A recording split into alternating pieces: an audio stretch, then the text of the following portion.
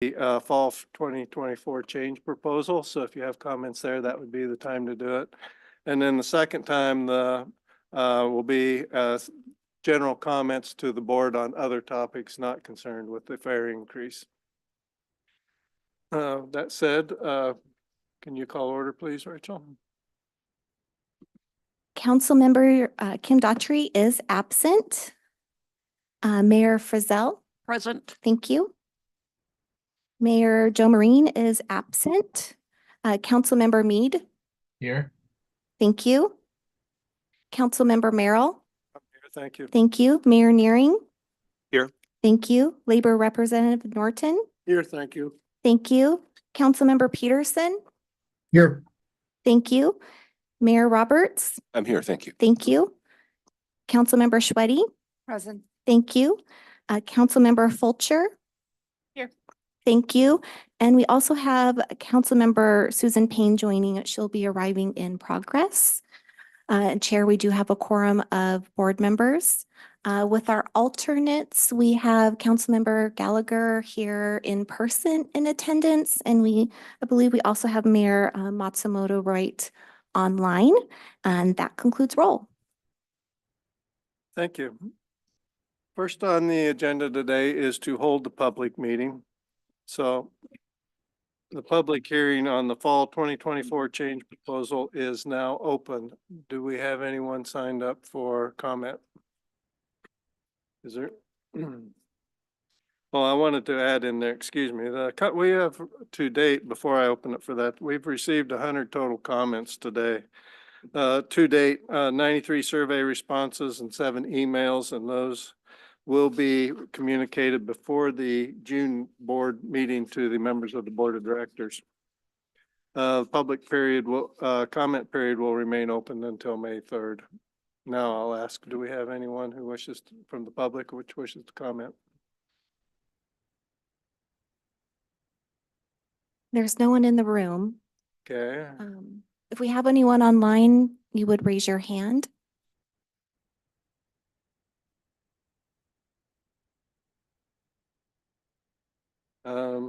Seeing none, then the public comment period is now closed. Next, we have the public comment period for items in general. Do we have anyone in the room who wishes to make comment? I'm not seeing anyone. Anyone online with general comments? Okay, public comment period is closed. This is going quickly.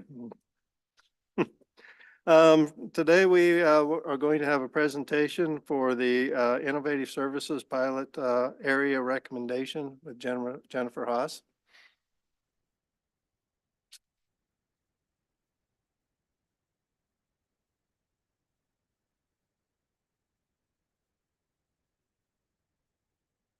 Gotta get all my buttons working. Better? Okay, perfect. Good afternoon. I'm Jennifer Haas, the Senior Manager of Innovation, joined by Molly Marsachek, Chief Officer of Customer Experience and Innovation. So we are here very excited to share the pilot recommendations that we've been working on for the better part of a year now for the cities of Arlington, Darrington, and Lake Stevens.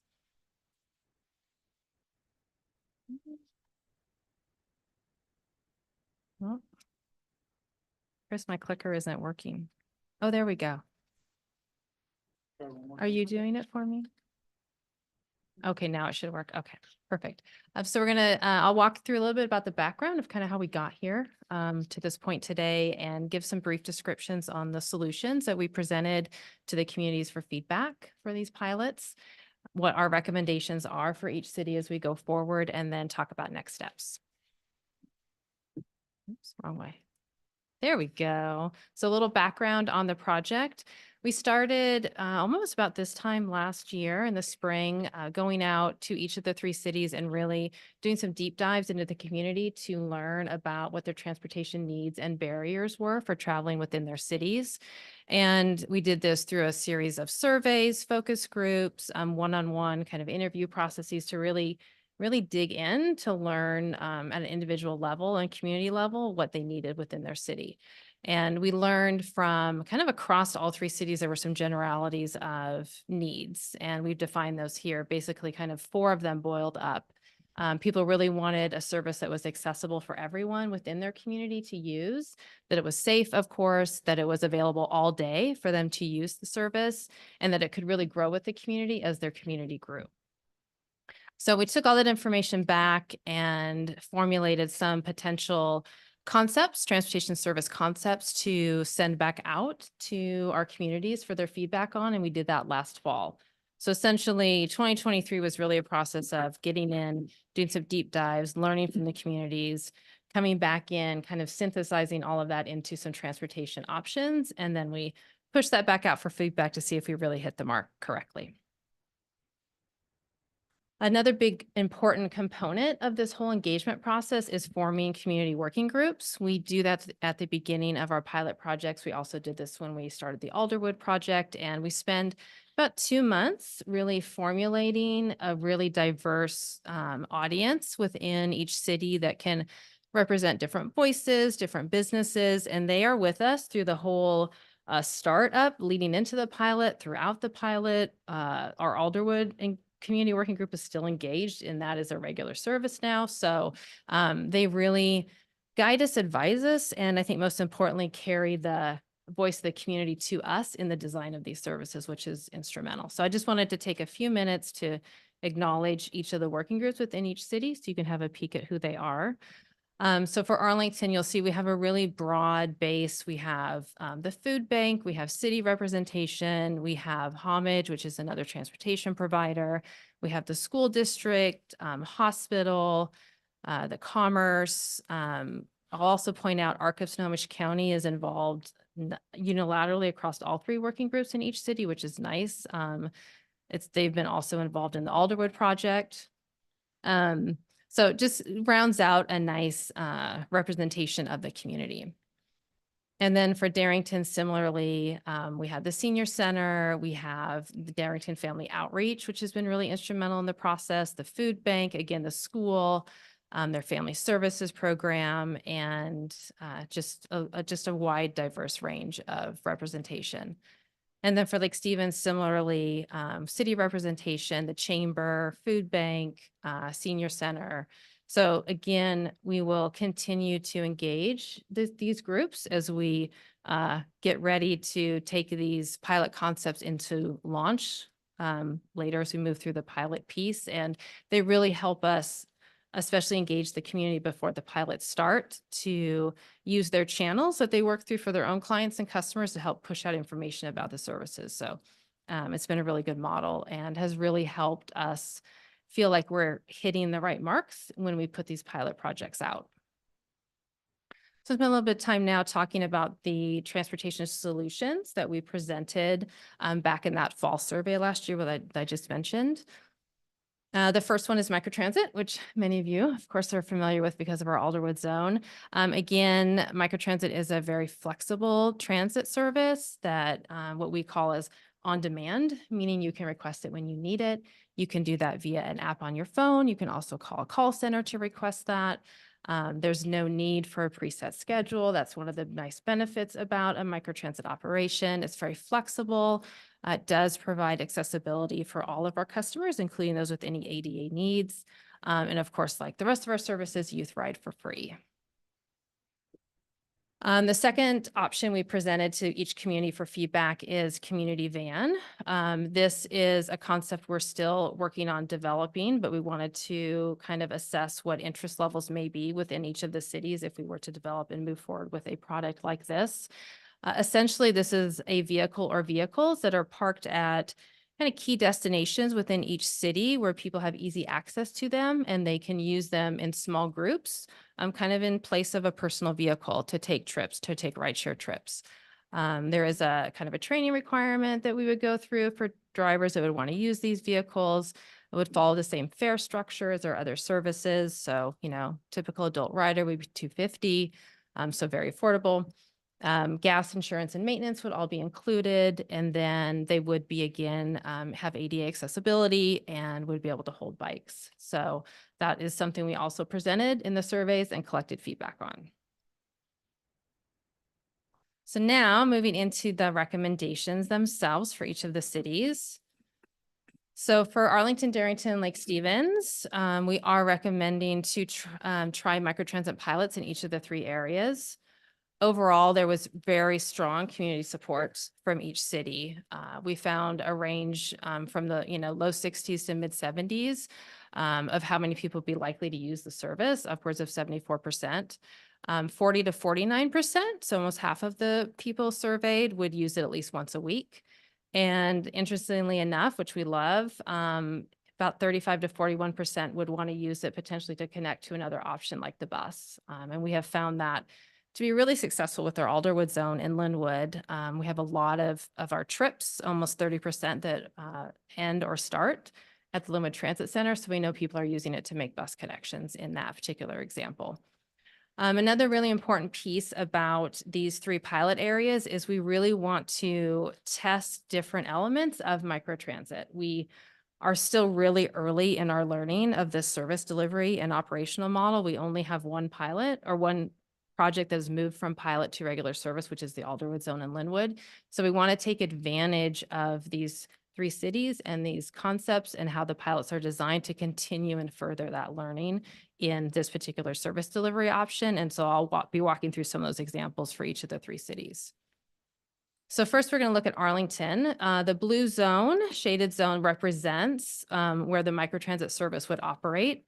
So you can see it kind of moves in the northern end, which is, kind of traditional downtown Arlington, down to the southwest corner, which is kind of more the Smoky Point area. It does connect residents there to 7 of our local routes, including the Smoky Point Transit Center. So it's creating options for people to be able to connect to the bus. It does support access to the Cascade Industrial Center. We've kind of represented that by the dotted line on the map, which is continuing to expand and grow. And so we want to make sure that we're providing services to help people connect there.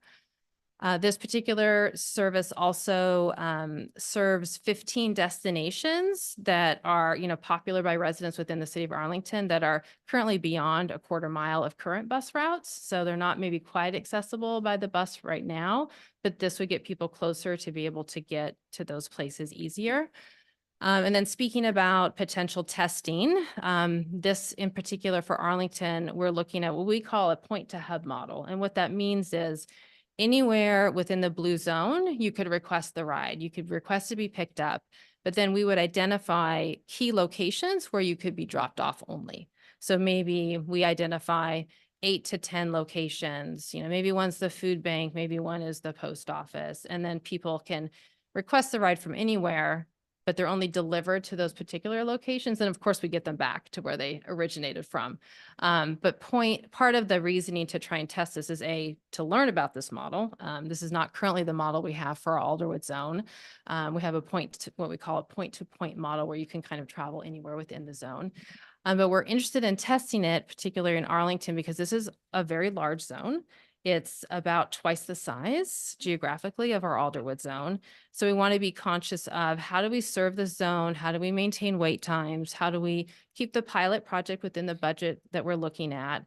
And how do we deliver a really good service and have a good customer experience for people? So coupling that with our own learning in the microtransit area is why we're proposing at this time to try piloting the zone this way in Arlington. Interestingly enough, I'll just add for the Alderwood zone in Linwood, we've done some analysis and it shows about 75% of our trips start or end in 10 different key locations. So there's already kind of commonalities and common points within communities where people want to go to. So this is just more defining that and putting some limitations around it and seeing how does that help us, help us keep on wait times easier? Is there an advantage of doing it this way versus just a strict, point to point model like we do in Alderwood? So we're very curious to test that in Arlington. And then we're looking at a service span of 4 a.m. to 9 p.m. We try to align that with bus service and kind of when people would need to start work in areas like this. And so that's kind of what we're estimating at this point.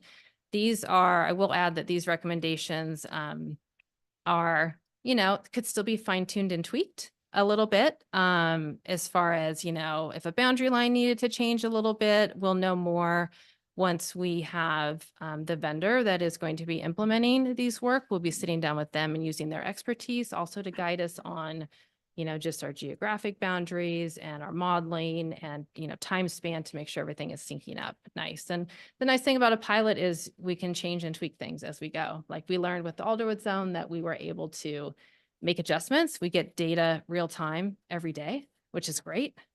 And we have a customer base that we can engage with and know and understand. So we're able to adapt and make changes, which is really nice. Lots of learning and opportunity in the pilots. So moving on to Darrington, the map looks really interesting. I know, looks kind of like a shark and something else. So if you look, I'll focus on the map for just a second. If you look at the tiny, tiny little blue square, that was the original kind of zone that we proposed when we did the survey. We wanted something that would be kind of easy for people to understand, kind of conceptually. It's mainly kind of their downtown area. We knew it probably was a little too little for really making it eligible for like productivity and efficiency in a microtransit operational model. But we wanted to kind of get feedback from the community. And we heard through the survey that people lived in these residential areas that they wanted service. And so it really gave us some good connection to figure out, okay, where do we need to draw these boundaries to help make those connections for people? So the orange represents kind of where we're drafting the zones at this zone at this point. And the interesting part about Darrington is it has, some transit service already running through it. We run through it with our 230. Homage has a shuttle there. There's the DC Connect. So there is bus service coming in and out of there. And we learned from the survey that about 33% of people really want a way to be able to get to a bus service, regardless of the provider. They want to be able to get either from these outlying neighborhoods into kind of the heart of Darrington, or they want to be able to get from Darrington, like say to Arlington or to Smoky Point to make connections for their own personal lives for medical or grocery or those types of things. So really wanted to try and design a zone that fit those parameters, bringing those people into those spaces. Interestingly enough too, for Darrington, this was the highest percentage of people that were willing to wait longer than 15 minutes. Most people, when we asked this question in the survey, it's kind of like 10 to 15 is kind of their threshold. And Darrington was like, we will wait up to 30 minutes if we have to. We will wait up to 45 minutes, right? They really love the idea of having something that was customized and going to pick them up closer and be able to help them make a connection to get them either to their final destination or to a bus that then they could get to, their final end. So that was really interesting to point out as well. So looking at what do we want to do different in Darrington? The potential test there is what we call scheduled booking. So we would still offer people to be able to do the point-to-point model where you can be picked up anywhere and dropped off anywhere in the shaded area, but we would allow people to book in advance. So instead of doing it truly on demand, where in the moment you're requesting it either through your phone or by calling, you could schedule it up to 24 hours in advance. And we did hear specifically from this community that that was a big interest of theirs. Like, I want to make sure if I have to get to my doctor appointment in Arlington at like 1 p.m. that I can schedule this trip and I'm assured that it's going to get me here and I can connect to the bus ride and then get to that endpoint. So we thought this was the perfect community to try scheduled booking for. So that is kind of the potential test we're looking at for Darrington. And then similar time span to Arlington, starting a little bit later, 5 a.m. to 9 p.m., but still a very broad range of coverage. And I think all the communities we spoke with were very happy to see that span, of anywhere from 15 to 17 hours a day. And finishing up strong is Lake Stevens.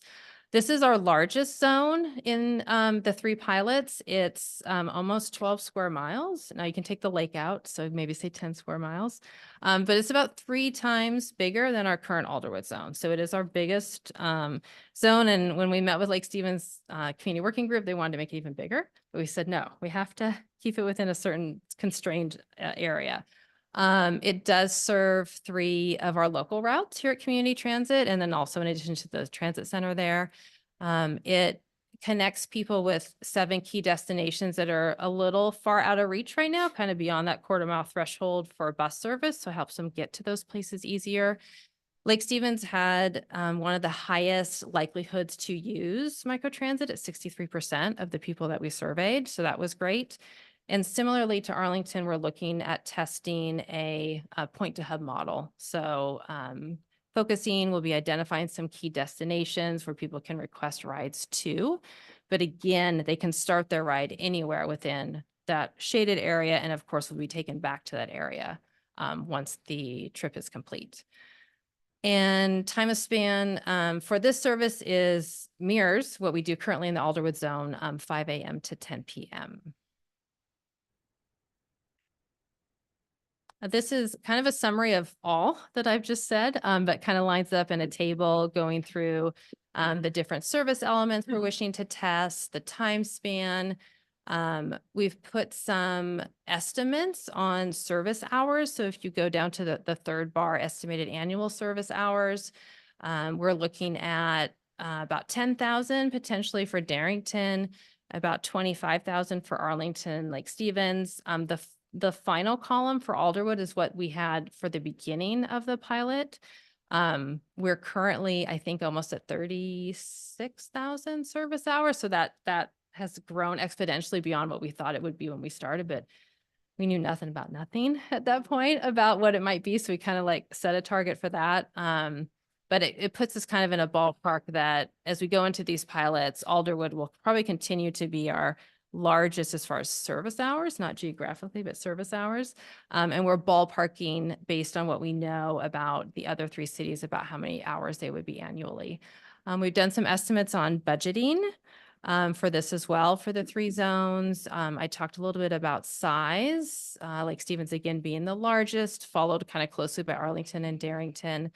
And then looking at population as well, Lake Stevens being our biggest to date.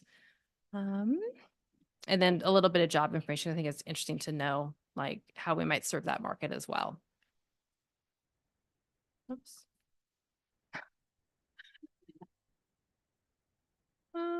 Oh, I think you have to do it now, Rachel. Like I think it interrupted there we go. Okay. So finishing off, I want to spend a little bit of time talking about community van. This is, I mentioned earlier, still something we're developing. We don't currently offer this service even in a pilot form, but we're really interested in trying it. Some of our peer agencies have this product that they offer in their communities, and it's landed really well. And we really want to be able to test it in one of the 3 cities. We just have to do some more of our own homework to develop the product and get it ready, and then work on it with each city to see which one would be the best opportunity to pilot and learn in this space. So that's kind of what we're doing this year, and then hoping to be able to identify what city it will be piloted in and then pilot it in 2025. But we got a good response. Over a third of people said that they were interested in wanting to use it. And when we did our Alderwood work, we also posed community van back then, and we had 33% that were interested in using community vans, so very close. So once we learn, hopefully we'll be able to spread something like this into more areas as well, if it goes as we hope it will go. So wrapping up on next steps, we are currently in a request for proposal process for a microtransit vendor. Our current contract with MedStar Transportation gets us through and basically the end of October for the Alderwood zone, but we needed to line up a longer procurement process to get us to continue the Alderwood zone, but then also for the 3 pilot areas. So we're in the process now of receiving the applications and scoring and evaluation. So that'll take us into early summer, and then hoping to come back to all of you towards the end of summer with a recommendation to award a contract to whom we're selecting. And if all goes well, we're really trying and wanting to launch these services in the 3 cities, the microtransit services, by the end of the year. That is our target. We're already excited and planning and thinking about like holiday events and things we can partner with in communities to help promote the launch of these services. So that's kind of fun. I'll also mention, now that we've had the opportunity to share all of this information with all of you, that we'll be reaching out to each of the cities individually to get some time on their council agendas so we can come out and share information. We'll do more of a deep dive into some of the survey analysis and pieces that led up to each city specifically, but then we can share that out as well. So that is all I have. I'm happy to take questions. Yes. Councilmembers, ready? I have two, just to follow up what you just said about notifying councils.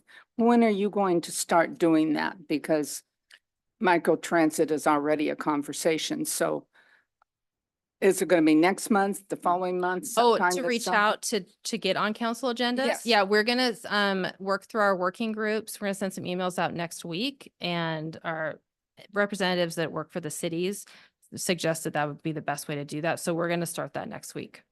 Okay. Yeah. The second question is, do you have any idea yet how many vehicles you're going to have in each one of those three cities? That is a great question. Yes and no. I would say ballpark, probably 2 to 5 in each area, depending on which zone and which city we're talking about. But that's just rough estimate. That's one of the things that the contractor will help advise us on based on the size of the zone, the wait time target we have, the span of service to make sure we can meet those metrics. We'll set the vehicle assignment. Okay, and on the Darrington one of my questions was going to be, our zip line, is it going to go from Darrington to Arlington? But Correct. I just got an email this morning from Snow Track that says Homage is running buses like 5 times a day now. Yeah, they between just Darrington started and- implementing 3 round trips between Arlington and Darrington. Yeah. So our hope for Darrington, and they've been an amazing community to work with, is to help provide really like what we call first last mile connection to the bus, but to help them access from their home to be able to get to these services that can take them out farther beyond their city, because Homage provides services, Sauk Seattle Tribe provides services, but it's complicated, right? So we're trying to help distill it for community members and help them bridge and make that first connection to get them on a bus route to then get them farther outside their city if that's their need. We're really hoping microtransit can fill that purpose for that city. Well, it really hurt when they got rid of all their pharmacies. So Yeah. now the only way they can get anything is to come to Arlington. Yeah. So it made a difference. Okay. I'm gonna very try and good. get them to your community. Mayor Roberts? Yeah, the second time I've heard this, and so now I have. I know, I think No, many no, of you it's have heard good. it twice, it's good. sorry. The questions come the second time around. The community vans are intriguing to me, and so that seems like a really good deal. $250 to use a van, and you have to pay insurance. It Mhm. seems like it would be most beneficial for those that don't have a car at all. And I just wonder if there's any thought of restricting that or whatever. You don't have to answer now. I know it's early. Mhm. But I'm curious how long they can use one of these vans and how far they could take Yeah, it. typically what we've seen in other designs is 24 hours from the time you kind of pick the vehicle up, because you'll reserve it. And then you can really kind of play around with that circle of geographic coverage. When we were, Oregon coast would. yeah, work, well, right? it's funny, like when we were with our Darrington working group, we actually were on Google Maps and like drawing the sphere and like stretching, like if we had to go from Darrington 40 miles out, about an hour and a half, like how far can that get us, right? And so what we learned from other programs is they usually either set an hourly time limit you can have the vehicle, or they set like a distance-based Yeah. threshold. And so that's what we'll be evaluating. And again, we'll be, like testing and learning to see what works best. This is being done other places, I'm assuming, Yes, right? So there's other. We have other good to- models to learn work on. from. Okay. And then another question I had quickly is have you noticed any competition with our existing lines? Like I'm thinking of the point to hub business, and I'm thinking of the Orange Line particularly. If somebody around Alderwood needs a ride to Edmonds College, it seems to me that would compete with our existing service. Any thought about what to do about that? We have started really thinking about, and other agencies, King County Metro Transit, for instance, does this, where they will, if you're in their microtransit app, booking a ride, and there is a bus that will, give you an equivalent trip, you have an option. They don't call it an option because they will only let you do the bus trip, but there are systems where you can set up and say like, oh, I'm booking a microtransit trip, but wow, there is a, Orange Line trip that gives me the same time or better. I'm going to take that trip. So that's something that I Okay. think we're going to want to look at, especially yeah. for the Alderwood zone, to not, to really create complementary services for our community, right? Not so much like in a competitive environment, to just really give people the best options for them. Yeah. Okay, thanks, Jen. Yeah, thank you. I had my hand raised, but actually Mayor, excuse me, Mayor Roberts asked me questions about the community van as to how far you could go and location. So I'll wait to hear about that. Awesome. Thank you. Thanks. Do you want to do it too? Do you want to do it too? I thought that, I could put 3 kayaks in there. Inflatable ones. One of my siblings. So, Okay. all right. Thank you. I'm looking forward Other Thank questions? you. to that part. I have a bunch of little ones. Are we looking at possibly having more than one vendor as the zip line, the zip service spreads out through the various cities, or at some point are you looking at they'll all converge on one? So the current, as I mentioned, the current RFP that's out is to solicit and select one vendor that would not only operate the Alderwood zone, but would operate the next 3 pilots. It's structured as a 5-year term. It's an initial 2-year contract with 3 1-year options or extensions that we could enter into. So it allows us to grow even farther in microtransit expansion if we wanted to, under the same vendor, which is nice. Same application people are using, same service delivery, same vehicles.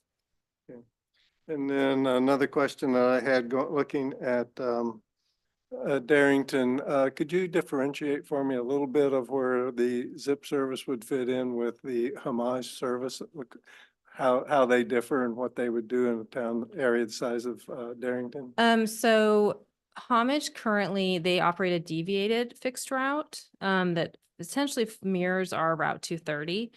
They go about, I think, up to like a mile or so off of that route. What we learned through our community assessment process is there were people in neighborhoods that were beyond that area. So like there may be a mile beyond that. So we kind of drew our boundaries to be able to really encompass people that weren't within that deviated section. And also the 230 only goes into downtown Darrington. So the farther east side of our orange map brought in neighborhoods that weren't even eligible to be able to get that service. Great question. Yeah. And then I just want to make an observation and also one tongue in cheek, which was, I hope that stretches out to the Bluegrass Festival and Darlington. Well, and Darrington is opening a casino. If you guys have, no one's heard that Yeah. yet. That's on their horizon as well. And then I just wanted to say, the city of Snohomish is working with the Urban Planning Masters group at the University of Washington, and they gave a big presentation to us the other day. And I asked them, how does the microtransit fit in with that? And it's the first they had heard about it. So Opportunities. yeah, that might be an opportunity to reach out because they were presenting some things that would look great, I think, in connecting with a microtransit in a downtown area anywhere. Oh, that's great. Yeah, I'd be happy to have any information you have on that to make We'll- them connections. We'll hook you up with them. Perfect. Yeah. Thank you. So other questions, observations? Seeing none, thank you very much. Thank you. I Very appreciate interesting. it. Exciting to see this grow. Thank you. Okay, Rick, you're up. Thank you, Mr. Chair. I was just having a little sidebar there. Thank you to the board as well for that excellent discussion and your questions. with this presentation. As Jen indicated, we'll be moving forward with the procurement process. So the next time you see this will be in the context of a potential action item to move forward with implementation of those recommendations. So very exciting. As far as CEO report, few things to share. Hopefully this will be relatively brief. It's been a busy month since we launched Orange Line on March 30th. We hosted, along with Snohomish County and the City of Edmonds, the Washington State Transportation Commission a couple of weeks ago. We provided a bus for a tour of the county's priority transportation projects. And we got a chance to spend the morning out on the road looking at various county priorities, giving the commission a tour of the Linwood City Center Station, part of the Orange Line alignment, talking about the bus rail integration that's coming this fall. Very, very positive and productive day. I was able to join with my counterpart at Sound Transit to provide a briefing of the commission on how the network integration and all those changes we're working to implement in September will look. And so that was a great outing. We hosted Skit here last week in the boardroom and heard a briefing from the commission executive director about some of the work they're doing on updating the state transportation plan and advancing the proposal of a road usage charge in lieu of the gas tax. So that was very well attended and a topic of great interest. We also provided a briefing similar to the one we provided to the board and the Everett City Council on the results of the transit consolidation study between CT and Everett Transit. And so we were able to catch up a lot of folks there at Skit on the work we had done over the last 2 years on that topic. And then last week, staff and I and a number of other elected officials attended a ribbon cutting at Zero Avia, just across the way on their new manufacturing facility for their hydrogen fuel cell electric propulsion technology that they're developing for commercial aircraft. And that was very exciting because there is now a stake in the ground here in the neighborhood on hydrogen fuel cell development in transportation. And we've begun conversations with a number of partners here in the county about how we can collaborate together in that space. So it was cool to see. And then, of course, I attended the CEO roundtable for South County, hosted by the mayor of Linwood a couple weeks back, and got an update from the city on their comp plan and some innovative things they're doing with treatment. Speaking of Mayor Frizzell, I traveled along with her and several other dignitaries from the county to participate in a preview ride on Sound Transit's East Link starter line last Wednesday. And that was also very interesting and exciting, celebratory. We got to see the line and all the work that went into preparing it before opening day. And then, of course, last Saturday it opened, and we had a number of folks down there attending that event and paying very close attention to how that system started up and how it integrates with King County Metro's transit network. So, of course, now our attention shifts to August 30th and all the work that you heard about at our workshop a couple weeks ago, getting ready for the one line opening to Linwood August 30 and our network changes that will follow September 14th. So no rest for the weary. On the legislative front, at the federal level, we did submit our low and no emission vehicle grant application to FTA. So that's now pending. And we're excited about that. We are, as part of that, submitted our zero emission transition plan that you've been briefed on. And so that shows how we would make this transition going forward as we complete our side-by-side pilot and come up to our next wave of bus replacement procurements. So that plan is available on our website, and we will send out a copy to everybody. Next week, speaking of DC, I'll be joining EASC for their annual DC fly-in, along with Councilmember Fulcher and Councilmember Peterson, along with a number of other folks. And we've got a busy lineup of meetings with our congressional delegation to promote Snohomish County interests, including the importance of continued federal investment in transportation and public transit. So that should be good. And that'll also include a visit to FTA. Speaking of the ZIP Alderwood shuttle, I mentioned to Finance Committee last week, I have approved a change order to increase the contract funding for ZIP in Alderwood by $820,000. That will help us elevate the level of capacity and service in that contract in anticipation of the opening of light rail in August. We are expecting additional demand and obviously want to be in a position to meet that demand. So the 2024 budget does include funds for that change order, and you'll see us propose to sustain funding for that service in the proposed 2025 budget later this year. Speaking of which, we are about to kick off the annual Transit Development Plan update process, so you can expect an informational presentation here in June on that. Public hearing in July and a request for adoption in August.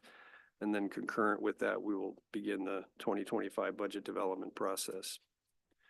You should have received an invitation to the State Audit Entrance Conference, which is scheduled for Monday, May 13th at 10 a.m. That is a public meeting and all board members are invited to attend. And then just wrapping up with a few agency news items. I am sorry to report that our Chief Human Resources Officer, Cesar Portillo, is leaving us effective May 3rd. He's taken an executive position with Eastern Washington University to go back into higher ed, which is where he spent a large amount of his career. And I probably don't have time here to speak to the number of contributions he's made to our success here, but he's been instrumental in areas such as labor relations, securing our last round of contracts, organizational development, all of the work that we've had to do over the past couple of years to align recruiting and training to meet our service commitments. He's just been a tremendous resource and we're going to miss him badly. So we all wish him well and congratulate him on his new endeavor. And I'll be moving forward in relatively short order to look at options for replacing him. In the meantime, I've asked Vera Lee Estes, who's sitting right over here today, to step in on an interim basis. So she'll be taking over. And one of the other things Cesar accomplished was building a tremendous team between Vera Lee and Treva, who heads up training, Danielle recruiting, and Denise in the labor relations space. We're well covered on our key HR functions. So more to come as we move forward on recruitment. On a happy note, I'm excited to report that last weekend was the APTA International Bus Rodeo in Portland, Oregon. And they held the International Rodeo Competition. And you may recall that last summer we had a competitor win the the WISTA Rodeo Competition, Matt Jomchak. So Matt entered the international competition as the winner of the state competition. And I'm happy to report that he finished second in a group of 77 competitors. So this picture here is of Matt in the middle holding the hardware with Roland. I want to shout out Jim and Trent Botham there. Between Jim and Matt, Trent did a huge amount of work to support Matt's training and his preparation, and also participated as a judge in the competition. So I'm glad that we had a good team supporting Matt down there, and he carried the torch for community transit. So we'll be honoring Matt at our all hands meeting next Wednesday. And that, Mr. Chair, concludes my report. Thank you. Next are the committee reports, and I will report on the executive committee. We met on April 18th. Mayor Frizzell, Mayor Roberts, Council Member Schweddy, and I attended. The CEO report was provided, as we've just heard, and the May committee date is currently being rescheduled, and we'll hear more about that later. Thank you. You want me next?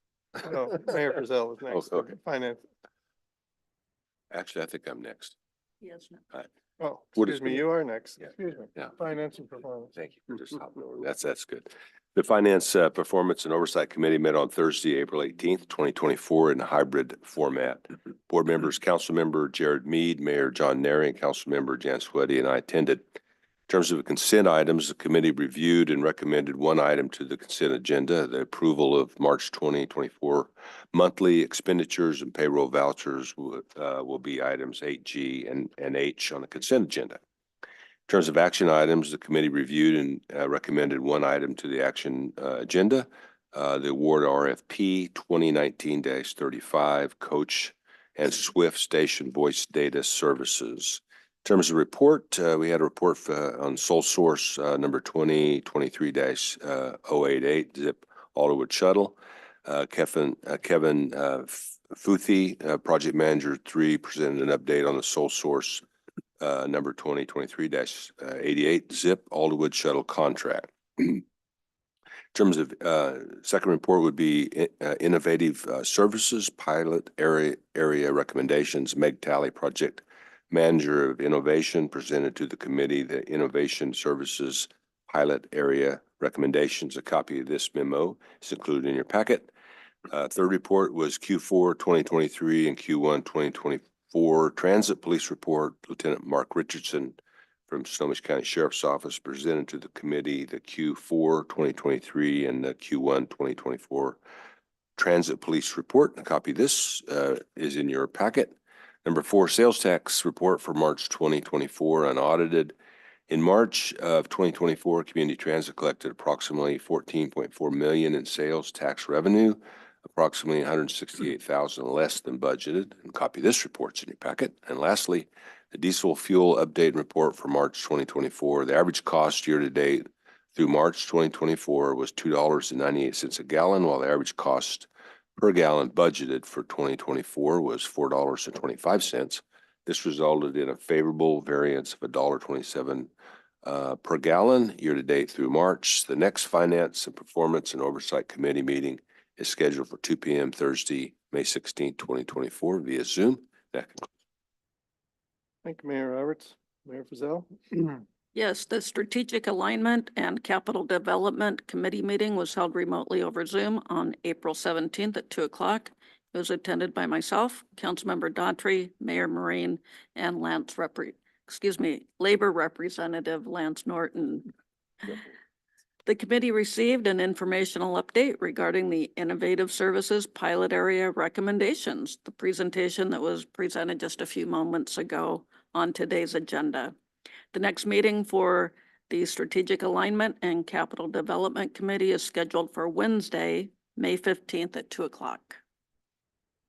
Thank you. Next, the consent items. Could I get a motion to approve the consent? I'll move approval. Okay, I second. Been moved and seconded. All in favor, say aye.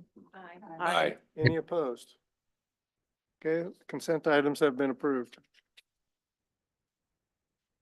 Today we have one action item, the award of RFP 2019-35 Coach and Swift Station Voice and Data Services by Mike Berman.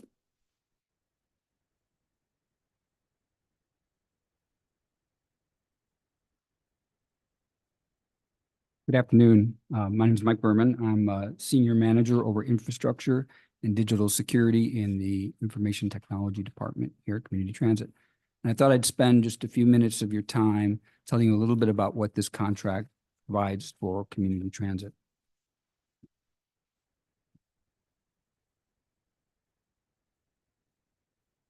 So the topics today that we're going to cover are Coach and Swift Station communications, the mobile network itself, what the 5-year costs are going to be, and the recommendation.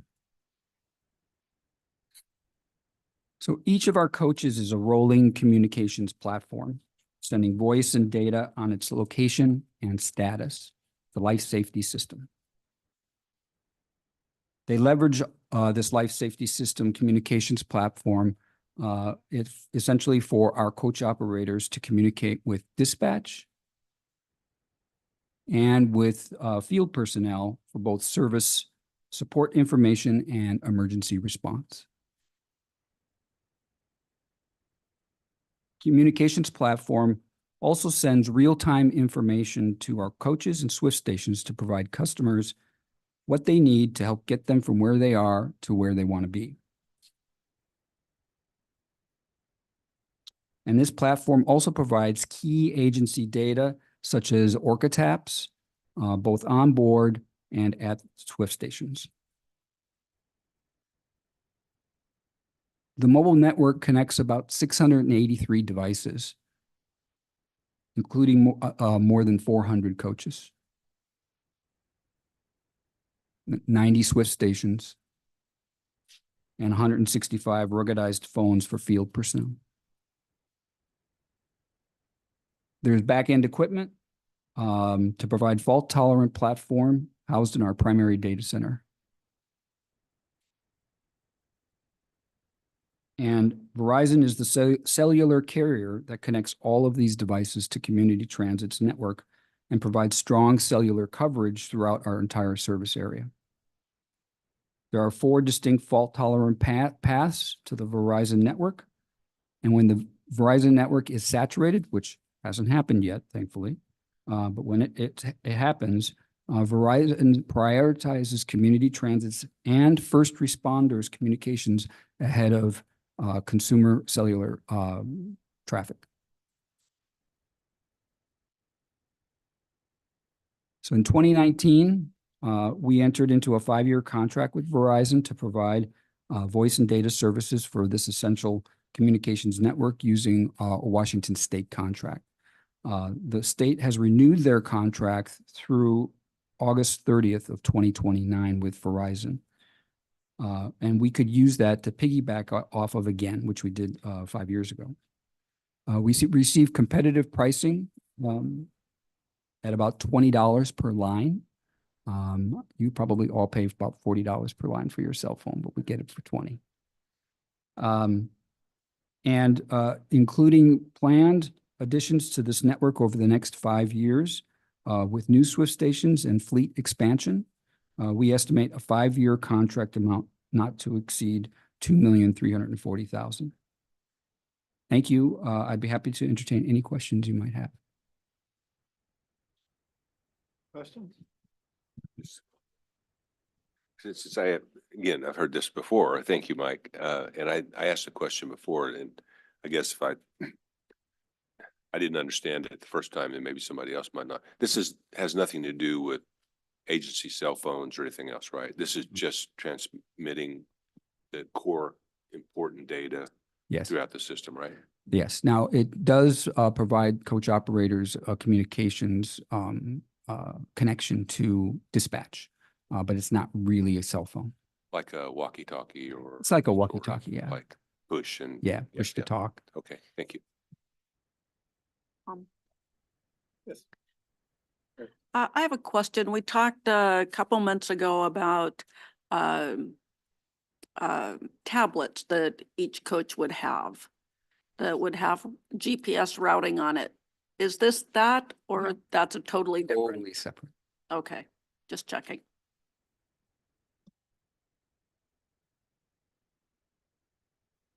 So that would bring up the question for me, if they do have the GSA routing on the coaches and they are out in the more rural routes, what communicates with that tablet at that point? Is that all satellite?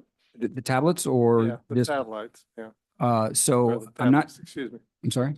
I said the tablets, yeah, excuse me, I said the satellite. Yeah, I'm not sure on the tablets, but if it is cellular, that can be challenging in some of the more rural areas. Now, we have very good coverage with Verizon.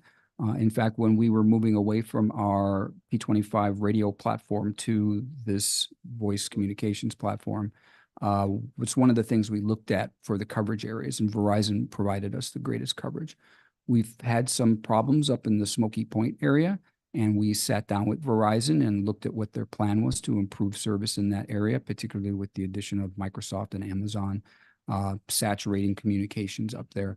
So they have a plan, and they have already implemented that, and communications have improved for coaches that are up in that area. Does anybody else, any of the other carriers even come close to the area of coverage that Verizon has? No, they don't. They're particularly in our more rural outside areas. Now they are all traversing pretty much the same infrastructure. But Verizon provides good coverage. They also provide, I mean, these are like I said, about $20 a line. So very competitive pricing off the state contract. Thank you. Other questions? Did I get a motion? I move that the Board of Directors authorize the Chief Executive Officer to negotiate and award a contract using the State of Washington contract number 04718, that's RFP 2019-035, Coach and Swift Station Voice and Data Services to Verizon Wireless, in the amount not to exceed $2,340,000 for a contract period of 5 years to August 30th, 2029. Second. Okay, it's been moved and seconded. Any further discussion? Yeah, all in favor? I- Opposed? Okay, it's been approved. Thank It's you. been approved. Thank you.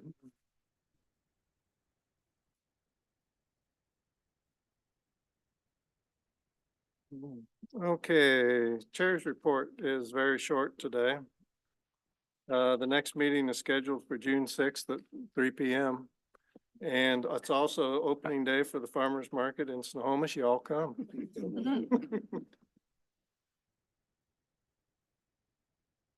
We, my opinion. We do not, we do not have an executive session today. Board communications. I will start on the right. Rep. Norton. I have nothing.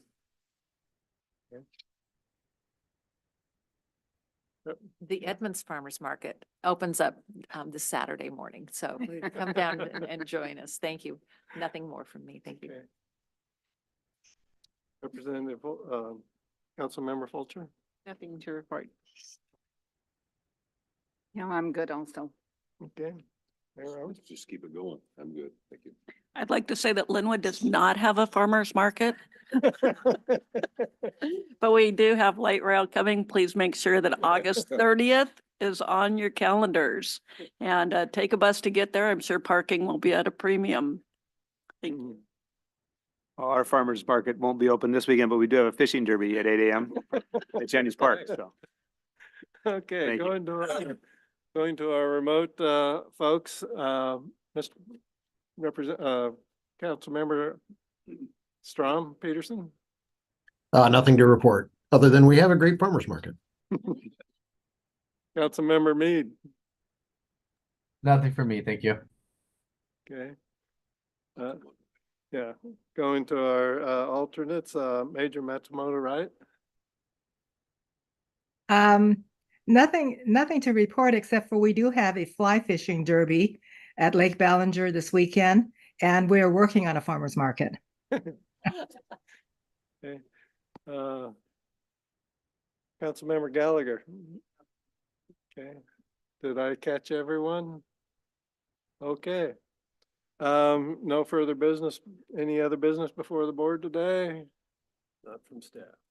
Seeing none, we are adjourned. Thank you. Thank you. 1 hour, 58 minutes.